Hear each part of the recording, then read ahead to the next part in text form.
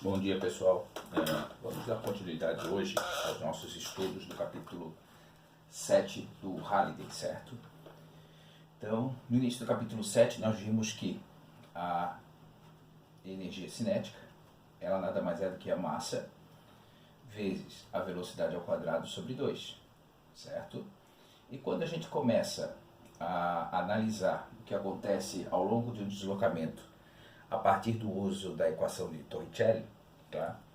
A gente consegue chegar à conclusão de que o trabalho da força resultante ela é igual à energia cinética final menos a energia cinética inicial, certo? Então aqui a energia cinética final, aqui a energia cinética inicial. Quando a gente faz essa análise, nós também conseguimos concluir que esse trabalho da força resultante, o trabalho genérico, né, de uma força qualquer, mas que também serve para a força resultante, tá? Esse trabalho, ele nada mais é do que o produto escalar entre a força e o deslocamento. Força é um vetor, deslocamento é um vetor, entretanto, esse resultado aqui me dá um escalar. Só lembrando que trabalho, energia, onde as grandezas são sempre como resultado em joules, né? Essa grandeza escalar aqui, ela só precisa de um número, ela não tem direção e sentido. E pela definição de produto escalar, então o trabalho vai ser o módulo da força vezes o módulo do deslocamento vezes o cosseno de θ, onde se esse aqui é o meu objeto, tá? Vou supor que esse objeto está se deslocando para lá, aqui está o deslocamento, e, por exemplo, essa daqui é a força, que foi o caso que a gente viu na aula passada, né? Então, esse ângulo aqui é o ângulo θ, certo? Então, isso é o que a gente está usando para pensar no cálculo do trabalho e da energia cinética nesse momento, ok? Bom, pensando nisso, nós vamos lá pensar no problema 7.02, que se encontra no Halliday na página 153, tá certo? Ele está falando lá de dois espiões que estão arrastando um cofre de 225 quilos, então a massa do cofre é de 225 quilos, tá? E está partindo do repouso, então ele tem uma velocidade inicial igual a zero, e eles produzem um deslocamento de 8,50 metros, ok? Aqui está esses dados iniciais. O espião 1 tem uma força de 12 newtons e faz um ângulo de 30 graus com a horizontal. Então vamos lá pensar aqui. Aqui está o meu plano, acredite que isso está plano, tá? Aqui está o meu objeto e o deslocamento de 8,5 metros está acontecendo para lá, certo? Então a força F1 que o cara faz está aqui. Ela tem módulo de 12 newtons e esse ângulo aqui é de 30 graus. O outro espião, o espião 2, ele tem uma força de 10 newtons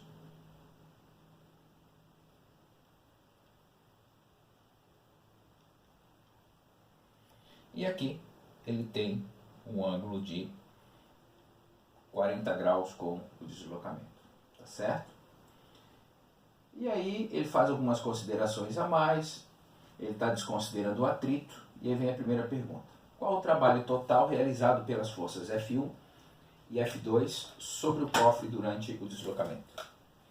Bom, para a gente poder calcular isso, deixa eu só botar isso aqui um pouquinho para cima, tá? Na letra A, ele quer que eu calcule o trabalho total. Então eu vou começar calculando o trabalho da força F1. Bom, vai ser quem? Aplicando já a definição de produto escalar. Então vai ser o F1 vezes o D vezes o cosseno do ângulo, que é de 30 graus. Tá certo?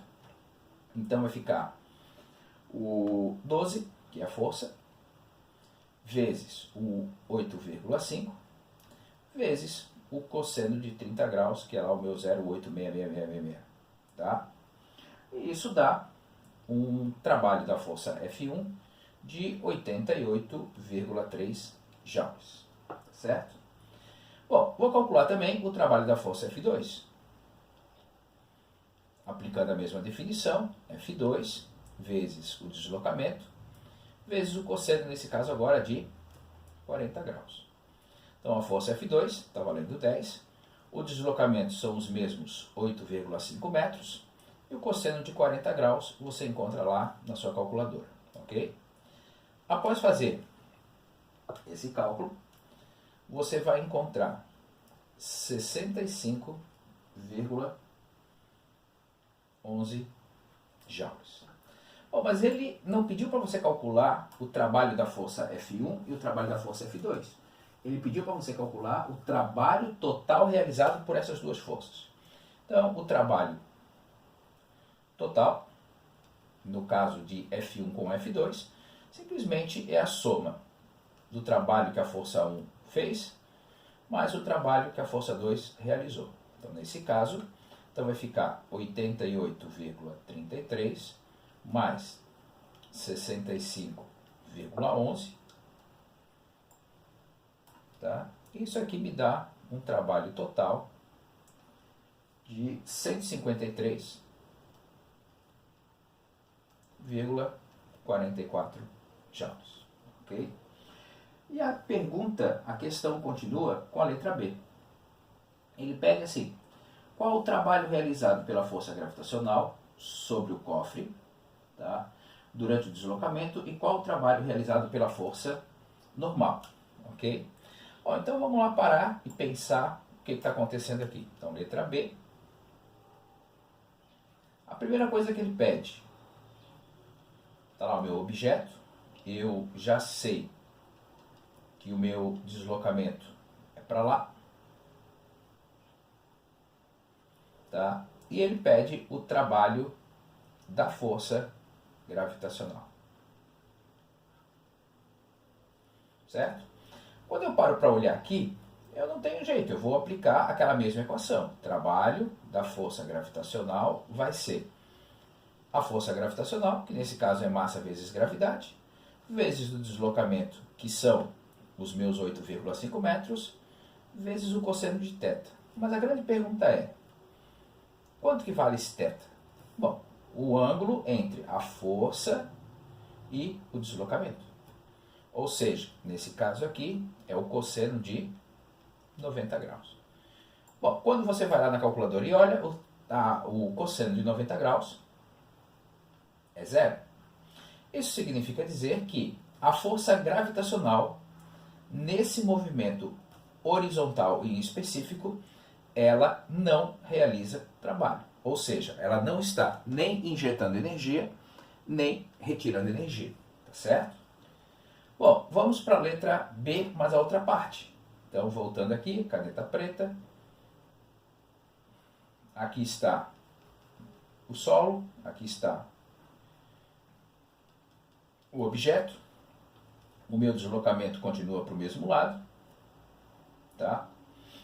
E agora eu tenho a minha força normal. Vamos lembrar que a normal é a força que o solo faz, a superfície faz sobre algo que está apoiado sobre ela.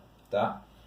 E aí, quando eu vou calcular o trabalho da força normal, eu vou ter que levar em consideração a força normal vezes o deslocamento vezes o cosseno de θ.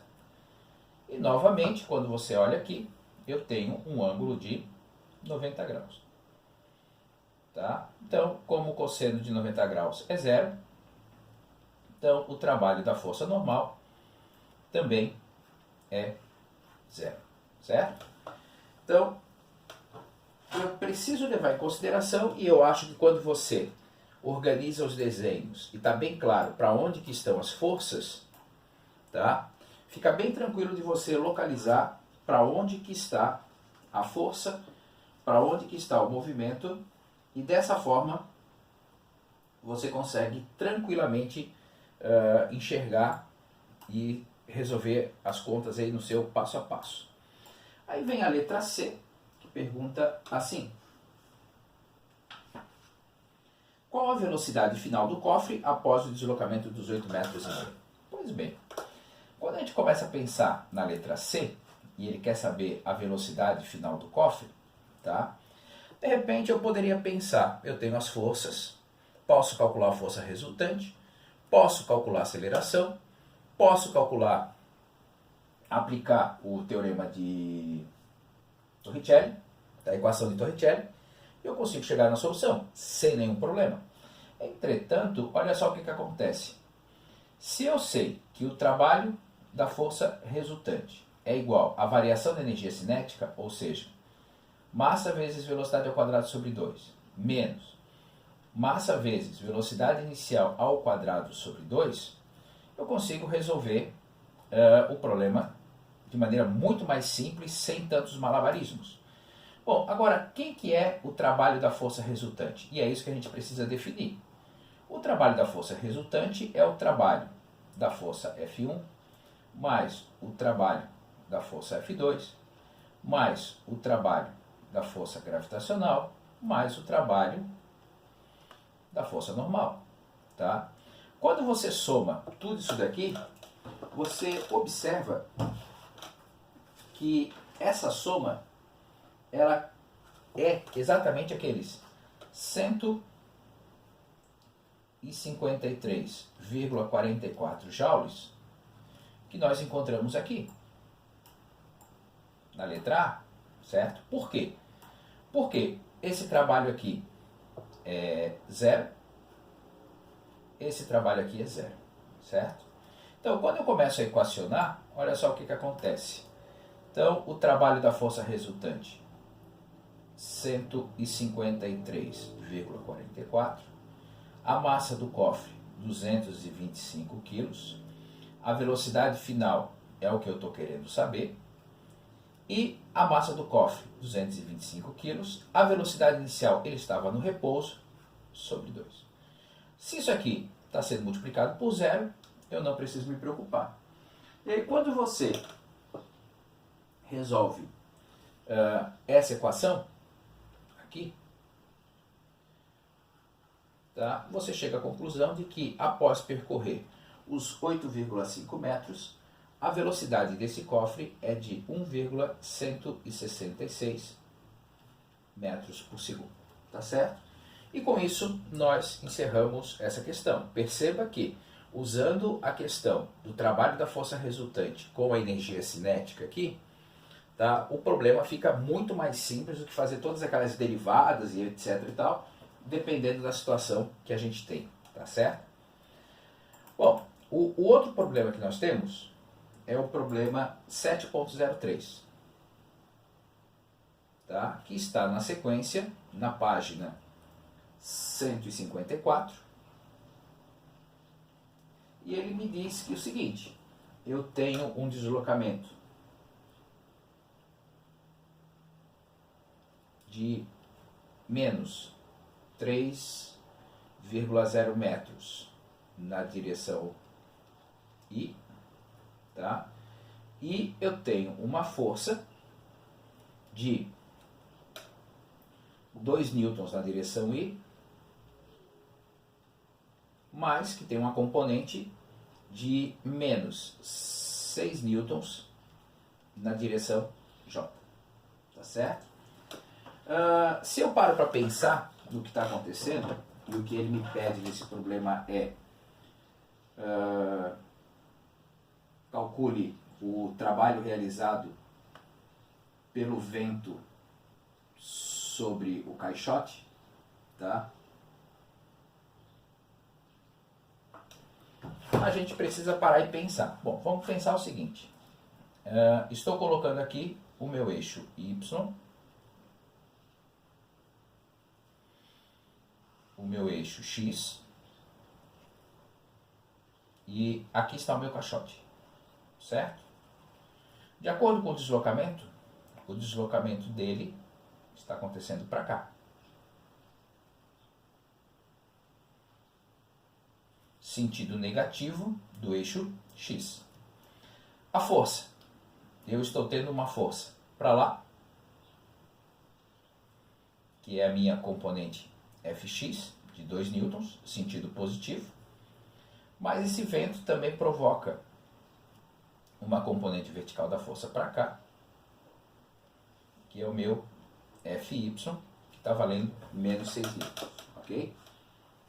Bom, dessa forma, para eu poder calcular o trabalho realizado, eu posso pensar em fazer como eu fiz anteriormente, Fx com D, Fy com D, ou podemos pensar em dar uma aprimorada na nossa matemática e vamos pensar o seguinte: o trabalho ele é igual a o vetor força escalar vetor de deslocamento. O trabalho vai ser 2,0i menos 6,0j escalar menos 3,0i, ok? Ao organizar esses dados aqui, faço a propriedade distributiva e aí eu consigo chegar ao seguinte: 2,0 vezes menos 3